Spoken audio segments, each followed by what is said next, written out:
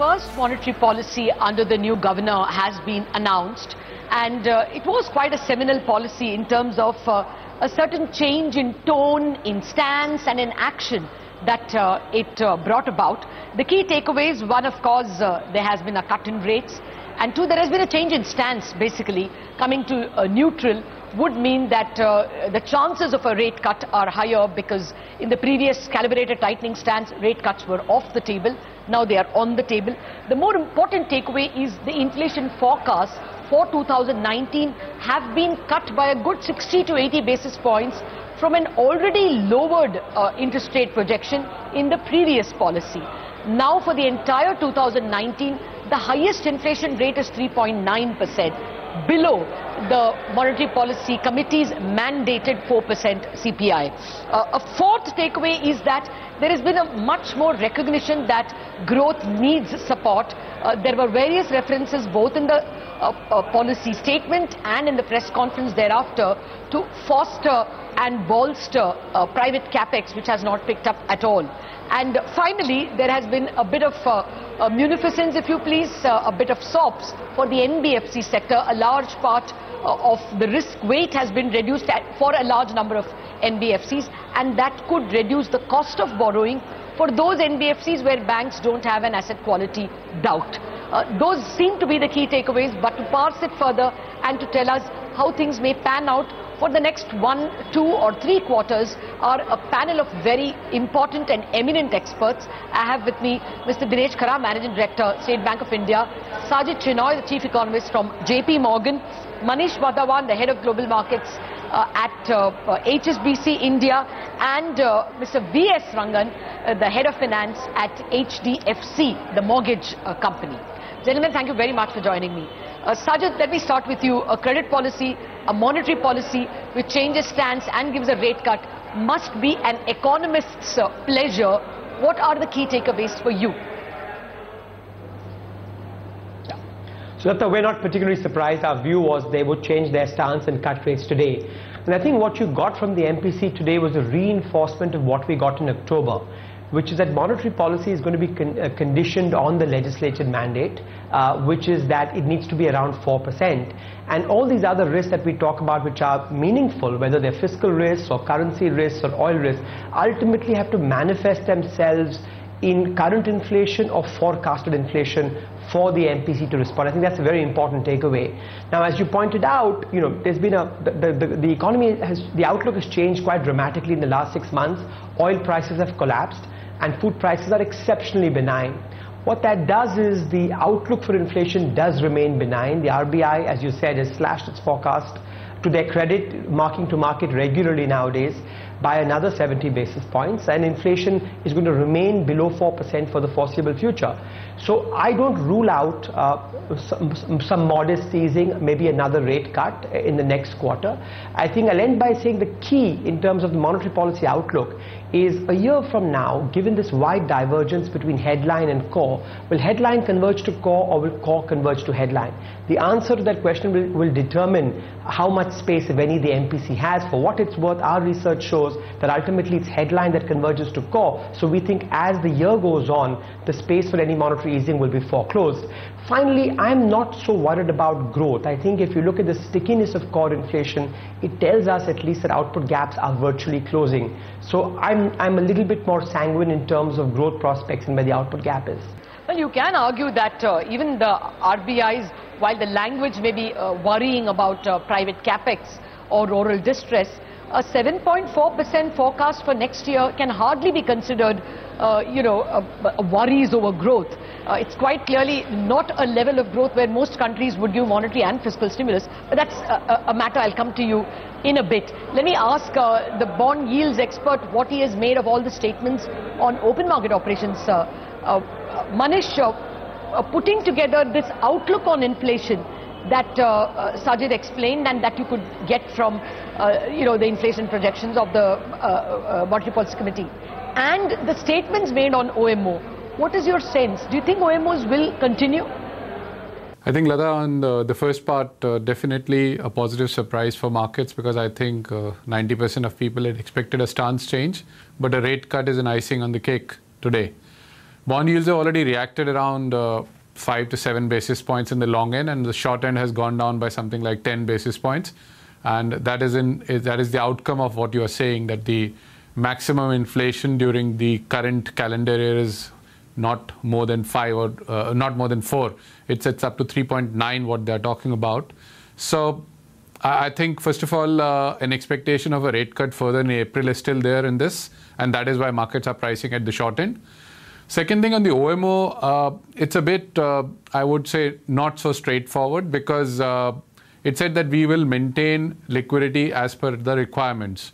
It clearly, I think the hint is towards that if the FX intervention is not very large and the liquidity remains neutral, plus minus 50,000, what we talk about, then the OMOs could be slowed down. So I think there was no commitment on OMOs for beyond February or for the next year. The only commitment was we will maintain the liquidity on a comfortable side, and that is what I think market is factoring on at this moment. So what you can expect in markets is short end, the curves to steepen more, a bit more, and then market stabilizing as per demand and supply. Yeah. So what does that mean in terms of the longer term borrowing price? The cost of money for, what will be the yield on the 10-year? Do you expect it to come down towards, say, 7.3 or something? Yeah, as it factors in a rate cut, say, when the next inflation number comes? Yeah, or do you think it remains stuck at the current levels? So it is quite possible that you might see a range now which is around 7.25 to 7.5 on the new 10-year bond till March end, and then we get into the borrowing program of April, and then we see what happens in the policy. I think till policy you could see some drift down in yields even further, because there are OMOs lined up in February, and the demand supply looks quite benign as of now for the current fiscal year. 7.5 on the 10-year would actually mean yields are rising. You will expect yields to rise. I said 7.25 to 7.5. It's a trading range. It's an outcome which is quite binary, because after February the OMO stop, then the genuine bond demand supply will take over. Yeah. And at that point of time, you could see an overreaction on the other side also. Okay, but let me come to Mr. Rangan there. Mr. Rangan, you got the impression that OMOs will stop. How are you looking at the cost of money in the wholesale market?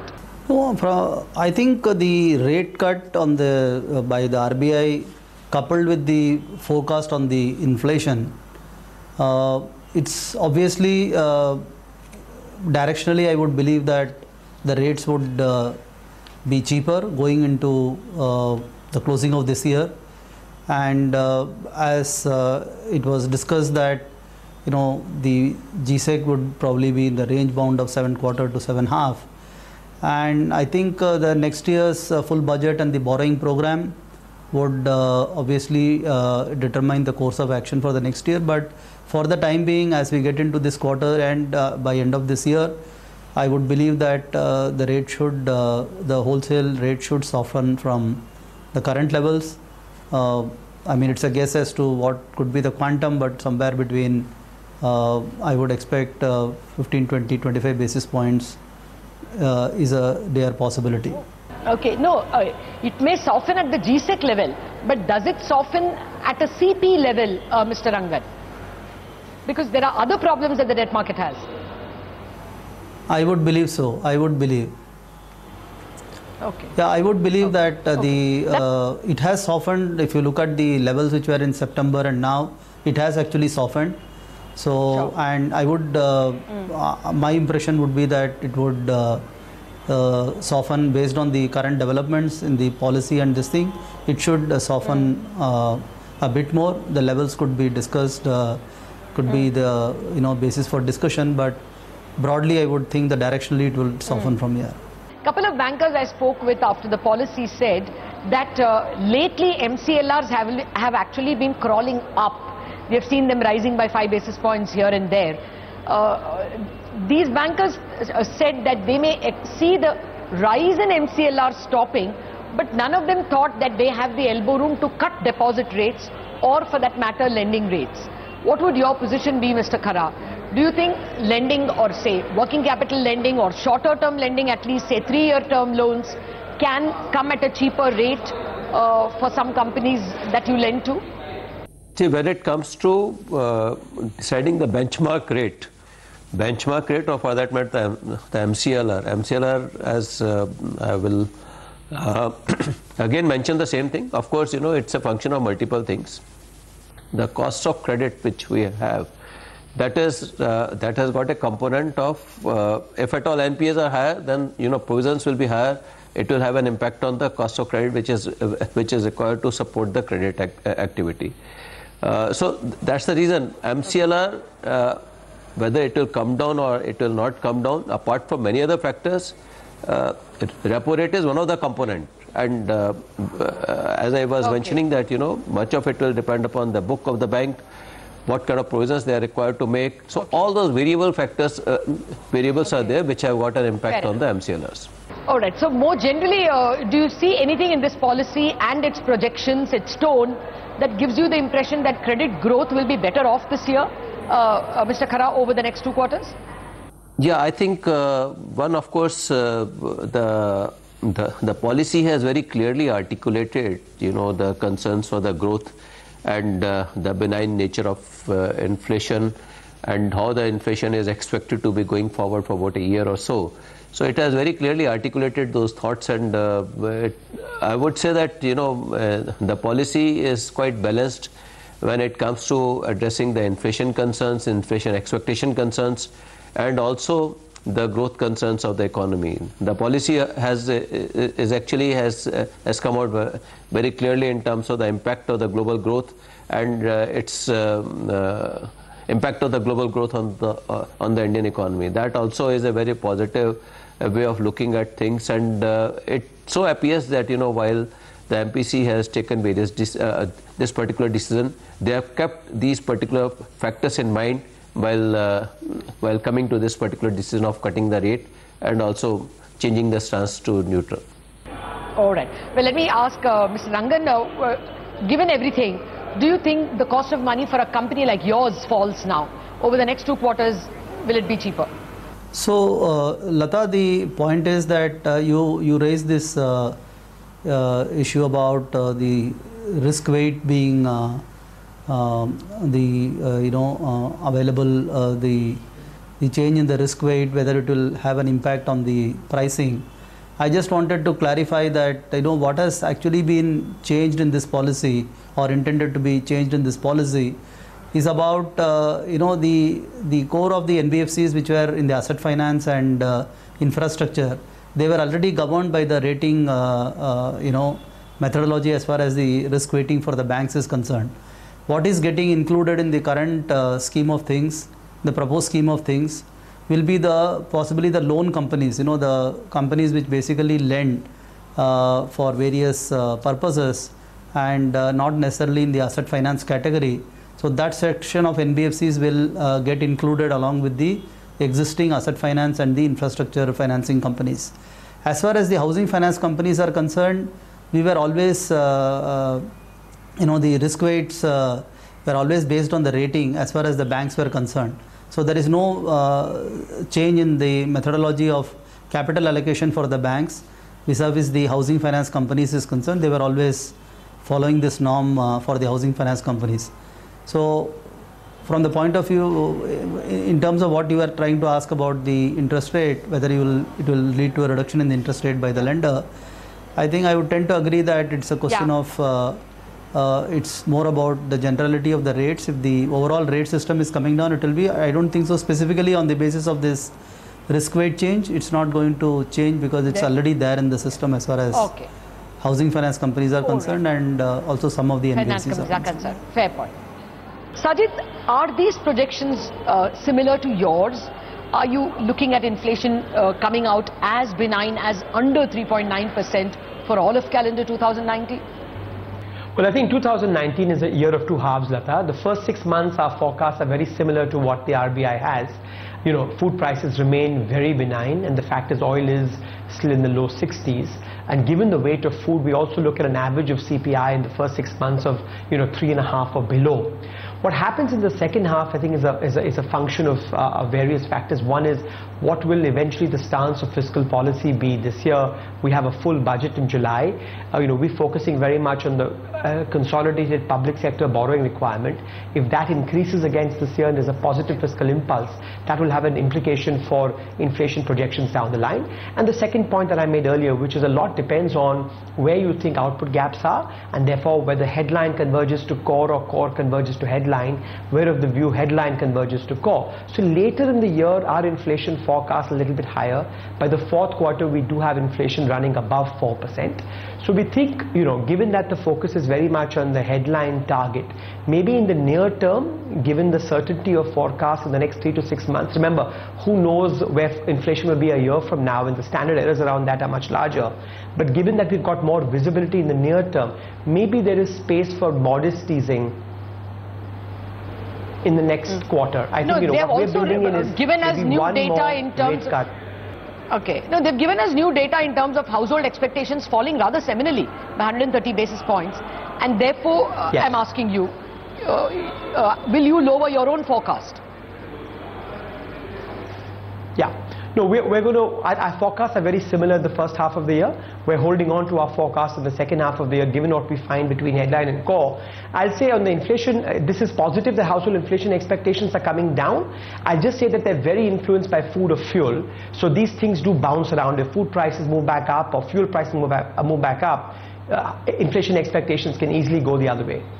Oh, you don't think that the fiscal pressures have been underestimated?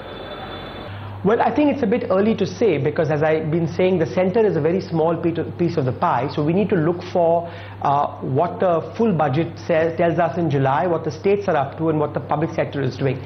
If, like last year, we find that the public sector borrowing requirement is getting wider again this year, then that will have an impact on core and headline inflation down the line. Fair enough. Well, Manish, I wanted to ask you, we have a new man at the helm, and he usually imparts his own tone to the MPC as the chair of the MPC. What would you notice as a new tone of the new governor to the MPC's statement? Quite an interesting one, Lata. We were all awaiting for his official policy for the first time, and I think that he has left his mark today on what he has done. From that point of view, you can clearly see that he's going to give equal importance to growth and inflation, which is evident in the rate cut today, what he mentioned. On the other sides of fiscal part, what you were mentioning just now, I think we have to go by what he just mentioned, that we have taken into consideration whatever is there, and we believe it to be so. I think beyond that, I would like to mention something here, is the inflation projections. In our view, or in my view, this is the best what it can be achieved, and I would say it's quite an aggressive, projections what they have given for inflation for the second half. Nonetheless, because last 6 months have been such, and you could err on this side also, we would wait and watch. And I think I would allude to what Sajid said, that the second half could be a situation wherein, if the growth is so high, at 7.2 to 7.4, what is being mentioned, you could see inflation inching up a bit from here, what we have seen. Lata, I would like to add one more point here, which is very, very important takeaway from today's policy. Because you were asking Mr. Rangan quite a number of times regarding the cost of credit or cost of funds. I think what today's policy has done is that it has thawed, or it has given a thaw in terms of what credit markets have been going through in the last 3 to 6 months. We have been hearing all kind of negative news of 1 or 2 or 3. It gives some kind of space for the credit markets to start functioning at the short end at least, and that is so important today. I think that is the biggest key takeaway, a positive takeaway for the fixed income markets, because beyond focusing on the 10-year bond, that forms a very large part of our economy, and it is having a lot of impact in terms of pricing of loans and deposits, what we talk about. I think that is a very, very important development, what we're seeing. It will help the credit markets to function a bit now, more smoothly. Okay, actually that was going to be my next question to you. Do you see more lending in the wholesale markets? I think with liquidity being, as he said, as the DG said, liquidity being on the neutral side, etc., and with the further rate cut expectations, if I may say so, in the month of April. And you should also see one more development is the FPI 20% rule. That should actually, help some of the FPIs who've been sitting on the sidelines and not doing beyond that. So it could help companies which are on the AAA or a AA segment. So that is where I'm coming from. This is a good enabler for funds to flow towards credit. And I hope we will see the impact, positive impact in the next few months. Okay, very quickly, Sajid, out of time, but what's the stamp of the new governor on the policy, on his maiden policy? Well, I think that they're going to take the legislated inflation mandate very seriously, and monetary policy will be conditioned on, on the 4% target. I think they will continue to be data dependent. And number three, I think they still worry about growth. They believe that output gaps are negative now, and despite strong projections of growth, we're a little bit more sanguine that, the core inflation signals are there's perhaps not as much slack as some may expect or believe. Okay, well, we'll leave it at that. It looks like some positive, takeaways for the borrower and for the investor. Manish and Sajid, thank you very much for joining me. It does look that the tone of the monetary policy and the new governor has given a little more space for growth and a little more impetus for growth, and therefore the credit markets, which were rather dislocated by negative news, could begin to see a bit of fillip in terms of lending. There is not much of a hope that the cost of money for NBFCs or for people who are borrowing from the wholesale market is going to fall much, but there does seem to be a little bit of a spring in the step, in the sense that there is an expectation of yet another rate cut. That's it on this special edition of Indianomics that concentrates on the key takeaways from the just announced RBI monetary policy. Thanks very much for watching.